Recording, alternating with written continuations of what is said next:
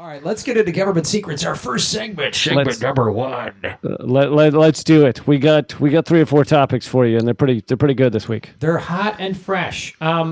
So this is actually I found this Kennedy's and the King. There's a website called literally Kennedy's and the King, and it is going on Lisa. This particular article is going on Lisa Pease has a book called A Lie Too Big to Fail, The Real History of the Robert Kennedy Assassination. And it's one of the more overlooked ones. Obviously, we all know about JFK. We know about the magic bullet. We know about the grassy knoll. We know about Lee Harvey Oswald and Jack Ruby. Yeah, and for people that want more on JFK, one of the best books is The Unspeakable. It's pretty great. I mean, it really goes through everything. Okay. And yeah, I'm sure there's even more to uncover. I mean, it was the JFK assassination is when the CIA came up with the term conspiracy theorist to make anybody asking questions just seem like a whack job, and to lump anybody asking legitimate questions into the, flat earther, we didn't land on the moon crowd, you know what I mean? To just make everybody become nuts. And when you look at the JFKs and you look at who's on the Warren Commission, Gerald Ford was on the Warren Commission and people like that. Weird that he became a president.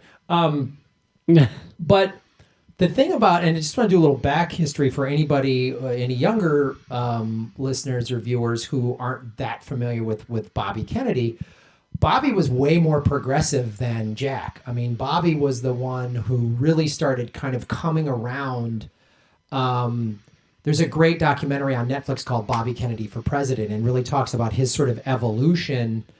JFK was still sort of Joe Kennedy's, still in that sort of Joe Kennedy, do whatever you got to do to get power, and let's try to fix some things along the way. Yeah, I mean, really, both of them had an evolution over the course of JFK's presidency. Yeah, they did, because Bobby was his attorney general, and then after. There was no nepotism there, though. That was just a coincidence. No, he earned it. He earned it on merit. Yeah. He absolutely earned it on merit. There's that... Like Ivanka Trump, all right? She has fucking fought her way up from nothing to whatever it is she does now. And I will not stand for anyone saying otherwise. Jesus. All of them. Jared, they've all worked for it. They've worked for it. Listen, Jared with his blank doll eyes and his dimple. This is a human being so repulsive that his dimples have evacuated his face. They left. I can't. Blank doll eyes. If that's not the name of your next album, Lee, I don't know what you're doing. I really don't know what you're doing. So, blank doll eyes. Oh my God. So that's speaking of conspiracy theories, that's the biggest conspiracy is where the fuck did Jared's dimples go? Have you seen those photos? Oh, he used to have dimples in his cheeks, and now they're gone. What? And it's pretty bizarre. Oh my God! Maybe it's where like they stored Epstein's black book in his dimples, and that just leveled it off, or something. Could be. I think Peter Thiel, along with collecting everyone's urine, is collecting dimples from the ruling elite. Right, because they did some psychopathic studies showing dimples make you 4% less likely to earn money or something like that. So they're going to take your dimples away or something like that. They're going to need dimples on Elon Musk's space station when they all evacuate and leave us here. Which, wouldn't that be the greatest?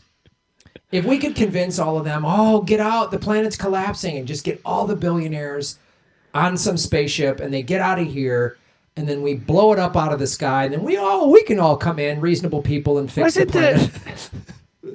I swear there was either a show or a movie or I'm having some vague deja vu of something where they made The Simpsons, but I think The Simpsons did it, but they were basing it on something else. But where they pile everyone into a ship to say they're going to save them, and then they realize that ship is the one they're going to blow up or something. I don't remember that Simpsons episode, but there was a Matt Damon kind of dystopian future movie where there was this space station for the rich, and everyone on Earth was living in just a hellhole, and he went up there to, I don't know. Of course, he was the hero or some shit. Anyway, let's get back to Bobby Kennedy. Again, so Bobby was the one. The Vietnam War was in full swing. He was like, I'm getting us out of Vietnam. Again, if you watch that Bobby Kennedy for President documentary on Netflix, it shows how he really evolved and was like fighting with Chavez for workers' rights in the fields in California. He was really like fighting for people. He was the one that was saying, it's not right that there's poor people and we're spending money on war. He started to really come around to Dr. King, and he was the real like hope of the true progressive left at that time. And so I just want to read some excerpts from this article that's, again, kennedysandtheking.com. And it's basically just kind of a review of the book, The Real History of the Assassination of Robert F. Kennedy, from Lisa Pease. And it said, it's a rare thing, indeed, when a book actually delivers everything you could wish for, and then some. So it talks about Robert Kennedy's encounter with an unspeakable in the pantry of the Ambassador Hotel on the night of June 5th, 1968. A Lie Too Big to Fail will no doubt stand the test of time as the definitive book on the RFK murder. Pease, the author, establishes not only the most compelling case against the LAPD's compromised non-investigation of the case to date. My understanding to date, Sirhan is still serving life in prison, but also the book reveals startling new discoveries, including previously unexplored forensic evidence, new witnesses to multiple shooters, and evidence of foul play at the highest levels of the United States political apparatus. So that right there, and we know, I mean, one of the things we know, because of new technology and forensics and DNA, cases have been reopened. They've found murders. I mean, like some of these true crime podcasts have solved crimes by DNA evidence that wasn't, they didn't have the technology back then. Well, and I haven't studied the Robert Kennedy murder is probably the one I've studied the least out of MLK, JFK. But as I recall, this one guy had a revolver with 6 bullets, and he fired 42 bullets, I believe, at Robert Kennedy. So it doesn't really add up. He somehow shot him in the back of the head while standing in front of him. It's pretty incredible. Yeah, and the whole thing about it is, and because there was still people, and even to this day, but back then, still people screaming about JFK and the grassy knoll and the magic bullet, people were kind of like, and I think the deep state used this as an advantage and got people in the media and politicians to go, come on, it's unfortunate, it was awful, but let's not go down another conspiracy grassy knoll road. Like it was a tragedy, it was awful. Let's just be done with it. And I think some people might have been okay with that, and they utilized the sort of American public's, at the time, you got to understand. So April of 68, MLK was assassinated. Malcolm X, I believe, was assassinated then, and then Malcolm X was before somewhat, but 67-ish, maybe, early 68. I can't remember, but so I think they really took advantage of the everyone's just like Vietnam and another assassination, and forget it. And that's how they've been able to kind of keep people from asking questions about this one. Malcolm X was 65. Okay. I mean, you're right. People were sick of it, and they just didn't want to. It's very tough to think that like elements of your own government are willing to take out so many powerful and popular leaders. I mean, and I think I think Robert Kennedy was taken out for what he stood for. I think he was also taken out because they suspected, and I think it's pretty likely, that he knew that his brother had, although he never said it publicly. I don't even know if there's even a the innuendo of it, but he knew his brother wasn't killed by the lone shooter out of the book depository, and Right. and he knew what his brother was up against with the CIA and everything, and he was inside those fights where JFK was Yep. going up against them on things like the Bay of Pigs, which was, it seems the Bay of Pigs was basically a setup to try and force JFK's hand to invade Cuba, and he didn't go for it. Obviously, he agreed to allow the initial invasion, which was dumb, but he then, when they knew it would fail and they thought it would force him into Cuba, and he refused to invade Cuba. So I think his brother kind of knew that something far more sinister had gone on in the execution of his brother, and they probably didn't want, the deep state, the CIA didn't want that at the top of the government either. Oh yeah, because if he becomes president, if Bobby becomes president, then it's like all the stuff JFK had started. I mean, JFK said, I want to smash the CIA up into 1,000 pieces and scatter it into the wind. He gave a speech that's on YouTube that people say this is the speech that probably got him killed, where he talks about there's a secret government, out there. And so of course Bobby knew about that. He was attorney general. His brother was president. So of course he knew all about that. And they're like, if he becomes president, then we're all going to get outed. And because, again, he was so popular, Bobby was so popular, he was not going to lose. I mean, literally, it was nuts. And that's why this is so, they had to, I mean, they literally had to stop him. And then you talk about LAPD, which I'm shocked LAPD did something nefarious. I'm shocked living here. They've been so fantastic just the last 2 months. This is a group of cops that, sometimes they can't keep their pants up because of all the extra guns and coke and crack they have on them to drop on people they've killed to make it look like they were carrying it. Yeah, not to mention all the steroids they buy and use, illegal steroids, but yep, I did it. This is another government secret of our cops. I did a whole segment on Redacted tonight about how there's very few studies, but estimates are, the few studies that have been, the estimates are 25% of cops in urban areas are abusing steroids. And of course, they're never tested for this. There is absolutely no testing for cop abuse of steroids, which causes them to, make terrible decisions, quick to anger, violence prone, all that shit. And they're not even tested after they kill someone, or you'd think, I mean, if we give a fuck whether someone is juicing when they throw a stick really far at the Olympics, then you'd think as a society we might care whether a cop is juicing when they murder an unarmed person. I don't know. Yeah, I know. If a guy can hit a baseball too far because of steroids, I don't know that it's worrisome that a guy with a gun and a badge is out of control. Yeah, it's insane. And also what this book comes up with is the author digs into the court records and transcripts of the also compromised defense attorney who sold the 24-year-old Sirhan down the river before he ever had a chance at anything approaching a fair trial.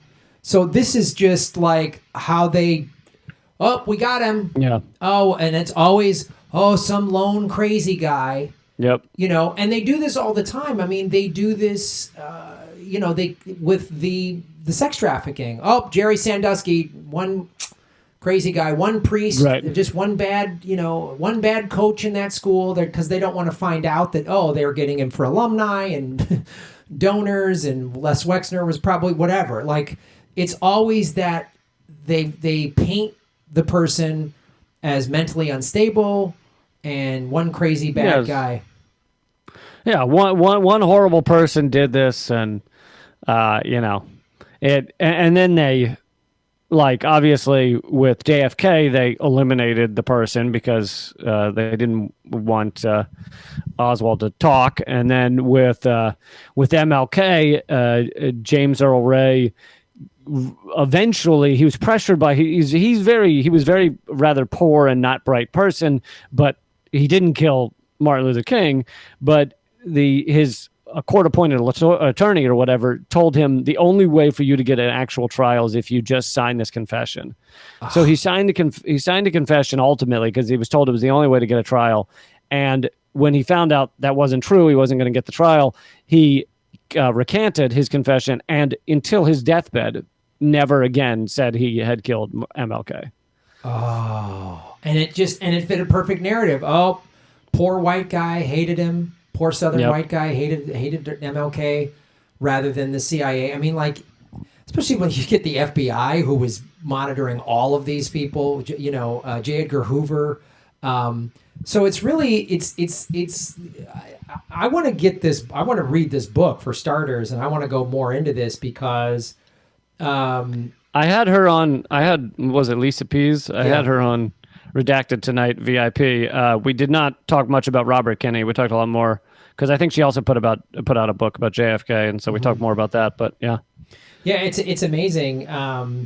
She talks about, you know, this book. It's she goes all into it, and I actually was in the Ambassador Hotel. It used to be, now it's a school, but the Ambassador Hotel was. You had a gig there. Yeah. It was, during the JFK murder tour. I mean, RFK murder tour. You were the tour guide. You were like, "Come on and see these bullet holes, folks. They are hilarious." Oh, look at the no way this could have happened in this hallway.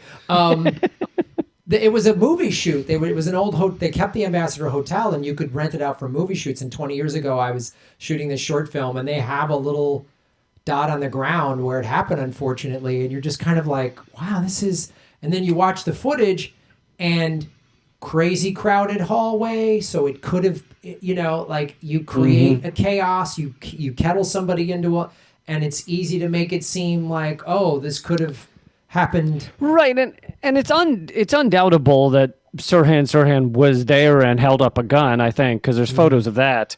But it seems like the number of bullets fired and the actual kind of like execution shot was, as I understand it, was likely not fired by him. Right. And RFK Jr., you know, who's still around today and does a bunch of environmental work and stuff like that, he said he does not believe Sirhan was the killer. And I think there was this article a couple of years ago where a former CIA agent or something, or a security guard or something connected to the CIA died, and RFK Jr. said he believed that was the guy. Well, that's interesting you bring that up because, again, in this book, Pease talks about the immediate aftermath of the shooting is where there's even more controversy in government secrets, which is the LAPD concluded, or we will see, decided actively to conclude with the urging of two former CIA interrogation experts who took over the investigation within days after the murder. So that right there is shady. Mm-hmm. Why would the CIA why is this CIA, why are they investigating a murder that's LAPD? It shouldn't be. And go ahead. I was just going to say, like, I get if the FBI, because it's the president, but why is the CIA involved in this? Like, yeah, I mean, that's another thing that's common with almost all of these, is that basically immediately afterwards, the murder scene is just destroyed. Yep. like they come through with a fucking weed whacker and just clear out the place. And that happened after Martin Luther King, because Martin Luther King was shot. The famous balcony photo. He was shot while he was standing on that balcony from a bunch of hedges, tall hedges that were in front of the bar and grill, the back of the bar and grill that faced that hotel. And the following day, the Memphis, municipal whatever comes through and cuts all of the hedges away and cuts everything away and just destroys the murder scene. And also, makes it look like no one could have been hiding in those hedges because there now are no hedges. And also makes it look like James Earl Ray could have fired the shot from his hotel room when, in fact, there were hedges or trees in front of his hotel room. So it just they just destroy the murder scene. And they act like, oh, what? It was just standard maintenance. The city just happened to be clearing out all of the bushes that day. I love that we're supposed to believe that. That just like, oh, well, hey, it was Hedges Day. Sorry, that's... Yeah, it was standard Hedges Day. And then with Malcolm X, which, by the way, everyone should watch the Netflix on that, because that's another fucking mind-blowing thing. I mean, we should really just do that as a topic, in the coming weeks. But there's a recent Netflix show on who the real killers are of Malcolm X. And after he was killed in that ballroom, within hours, they go ahead and have a dance that was supposed to happen that night. They went ahead with it, with bullet holes still in the walls. Like, you've got like smoking bullet holes in the walls, and they're like, for this next dance, ladies, you get to pick the guy. Like, yeah, we wouldn't want to lock off a crime scene. It's not like that's kind of standard procedure in a murder investigation, is to just lock off and a then crime scene. I can't remember what it was, like 20 or 30 years after the assassination, someone was kind of doing, I don't know if they were investigating it again or they were just writing a report on it or whatever it was, but they went down into the basement and found the bullet-ridden podium just in storage in the basement of the place. 30 years later, no one had ever collected this bullet-ridden podium and thought, this might be useful evidence. I don't know. Is a bullet hole or a shell casing or any of that stuff valuable in a murder investigation? I don't know. I'm not a cop, so it seems like maybe it's nothing. I mean, it's amazing. And it's not just incompetence. This goes way beyond incompetence. This goes to, we really want everyone to not look into this. Oh, it's so clear. It's that standard, like, whisk this away, don't ask questions, believe this nonsense. But part of the believing of the nonsense is sort of that mob, like, it's almost an intimidation tactic of like, yeah, you start asking too many questions, then you're going to fall down a flight of stairs. That'd be a real shame, if a set of knives jumped up and attacked you on your couch. You know what I mean? That'd be a real bummer, wouldn't it now? It's really like, that's what it feels like to me. So, these knives these days, these high-tech knives, they'll just come after you. I've seen it happen. I really have. Guy's walking, it's like somebody walking home late, you know what I mean? Bad things happen. It's just awful, it happened while I was having dinner with a bunch of alibis. Like, wow, why would you phrase it that way? It's like, me and we do Alibi Thursday. We always get together. Always, always. And we just have a really great alibi night. Yeah, we post photos and there's a video. Yeah. It's just great. It's just great. Here's us in this restaurant. It's great. So that's like the Gov Seeks I wanted to bring up, because I would recommend, first of all, the audience going to Kennedy's and King.com and then go through this article and I want to get this book as well, because it's really she talks about a lie too big to fail achieves a fine balance between the immense complexity of the case with the thousands of files, its bizarre subjects and characters, its hypno-programming realities, and other strange but relevant source data, which is how they get these things swallowed by the American public. They make it complex. They ask questions, anything to keep everybody sort of off the trail, and what they're very good at is keeping everybody divided. Well, and I'd say one of the other keys is you get the mainstream media, the legacy media, the New York Times and the 60 Minutes and all these, to do segments about how, some people have, they basically throw some of the questions in there. Like, some people have wondered about why this bullet hole is blah, blah, blah. Right. But then they answer their own questions and they say, well, it's funny you should ask that, because it turns out that it was Sirhan after all. And they basically just put it on the kind of permanent record. New York Times addressed this issue and shot it all down. That I call the legacy media and everything, I call them the white blood cells, because anytime there's an infection for the propaganda narrative, they attack it mercilessly. Oh, and now we're seeing, I've showed this, there's this thing called the propaganda multiplier, which just shows it all comes down from the State Department, and they feed it to all the networks. And now it's even, they know how to sell the narrative, like the Netflix, we've talked about this, the Netflix Epstein special. it gave the witnesses or the victims, it gave them a voice, which was great. And these victims would say these things like this powerful person, this powerful person, and then they would just cut to some other thing. And it was and I talked to sort of friends of mine that aren't paying as much attention or whatever, and they're smart, fun people, but they're just not. And I hear them say, "Yeah, I mean, how could the Clintons have known?" Like, and I'm like, "Oh, so that was the purpose of that Netflix documentary, so they keep planting all of these seeds, and they've done it with both of the Kennedy assassinations, and again, all that stuff you just said about James Earl Ray and the hedges. I didn't know much of that. I just knew, James Earl Ray killed MLK, so they just hammered that point home." James Earl Ray did it. James Earl Ray did it. Sirhan, Lee Harvey Oswald. And so then everything else just can be easily drowned out by some quick little, well, we did one study and that showed this. So, all right. Yeah. And if someone wants to learn more about MLK, I can't remember the name of the book, but I had the author on Redacted tonight, and I'm sorry, but this is his name. His name is Dr. Pepper. Okay, you just have to accept it and move on. But Dr. Pepper, he was actually MLK's. He was a friend of MLK in his final year, and he became the lawyer for the King family when they had a trial.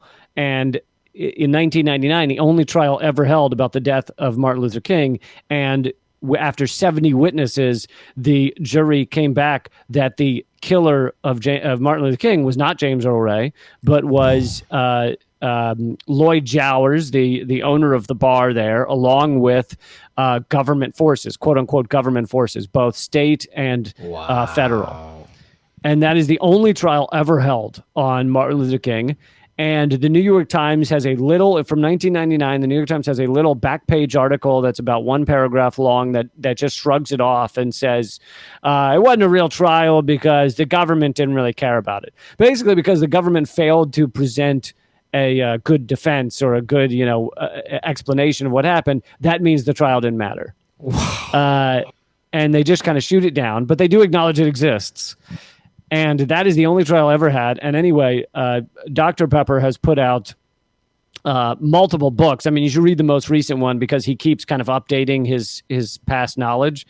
And the most recent one basically says who the killer was, which was it was a Memphis police officer, but he was put up to it by larger, higher level forces connected to the CIA and Hoover, and it was done with coordination of the owner of that bar and grill. So basically, the Memphis PD sharpshooter takes the shot. He then hands the gun to Lloyd Jowers. Lloyd Jowers goes into the bar, breaks the gun down, puts it in a bag to dispose of. And Jowers was still alive in his 90s at the time of this 1999 trial and confessed to being involved in this. And this was all in the trial, yeah.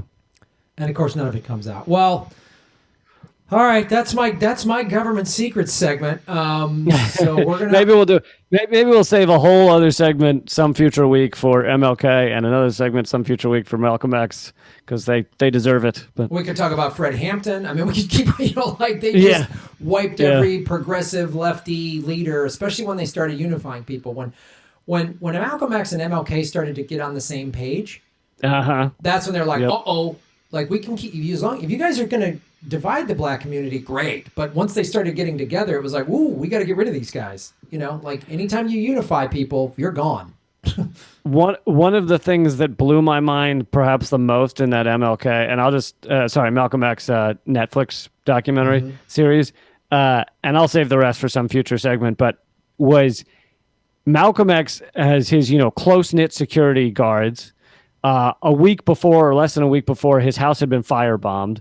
So he's got these security guards around him and everything. But that doesn't mean security was that tight. There's no one checking people for guns when they walk in. I mean, that also wasn't common back then. But he's got this tight-knit security team that he trusts. And he's shot, two gunmen come up, basically just fill him with bullets and leave. And the guy who gives Malcolm X mouth-to-mouth and tries to save him is the top of his security team, secretly NYPD. What? Yeah. The NYPD had infiltrated his security team to the top. Jesus. And so the guy who gave him mouth to mouth was NYPD.